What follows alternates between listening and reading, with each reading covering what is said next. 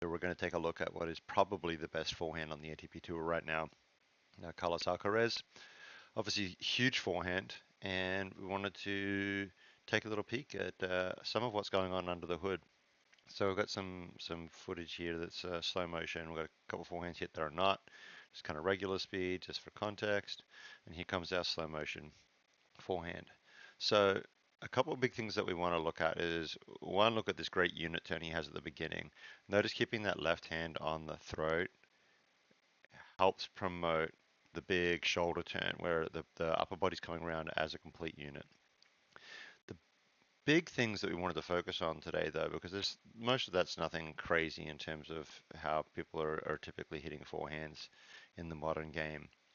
But the one thing I wanted to look at here was we've got a forehand here where he's setting up open stance, and one thing that you'll note is he never really settles the weight fully onto that left leg, right? You see that left heel is still up in the air right here. Um, that's part of how we can tell that his weight is still a little bit right biased. But the other way that we can tell is this. As he starts to make the racket head turn here, look at the left foot again. See how it comes up off the ground and at contact it's actually up in the air. This is a strategy that we often see with high level, big rotational players because we've talked about this in some other videos, but if I am a really high level rotational player, what I'm looking to do is create my axis of rotation, which in this case is going to be the right leg. And as I power around, you're going to see how everything stays around this right leg axis. Now, to do that, the weight has to be over the right leg or somewhere near that. It's actually kind of, in this instance, the center of gravity, the center of rotation is just a little bit inside the right foot, just inside the heel here. Um, but we have to keep the weight on that axis. And so the only way that we can do that and rotate here smoothly is the way that he lifts his left foot up and allows the rotation to happen. And then after the fact, falls weight over onto the left leg to drive his recovery. So that's a big piece here because the power really has to always come from the hips wherever possible. There are times when we're hitting like a running forehand or certain shots where there's just really not a capacity to do hip rotation in any sort of a meaningful way for power generation. But it's always got to be our preferred strategy. And if we're going to create power with the hips, then we have to create power with rotation. A lot of people get confused with this idea of pushing up from this kind of loaded position where we've got weight into the right leg, and now they look at it as, well, I'm going to push upwards. But if you really look, like, yeah, there's a little bit of upwards drive, but it's in service to this rotation of the hips around. So that's a big piece. The second thing that we wanted to look at just briefly is this transition with the forehand. So obviously we're coming back, arms bent, big unit turn, hand starts to drop into the pocket or the slot, depending on how you want to look at it.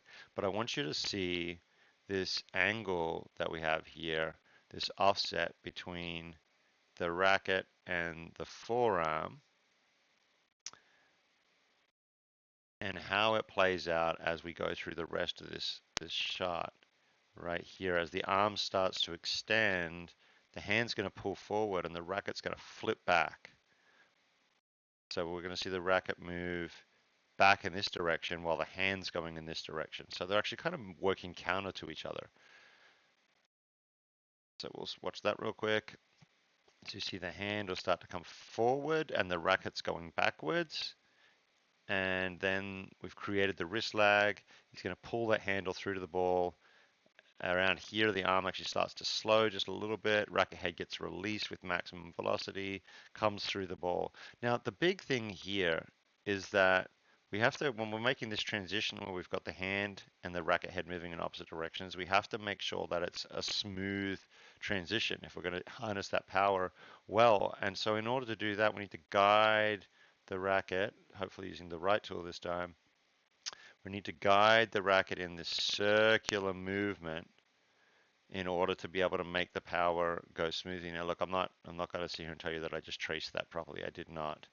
But it's just kind of creating the idea of this circular movement as we pull the hand forward. We have to allow the racket head to kind of fall over the top, um, which would be happening like kind of right over here. You see how the racket's kind of falling down and then transitions forward.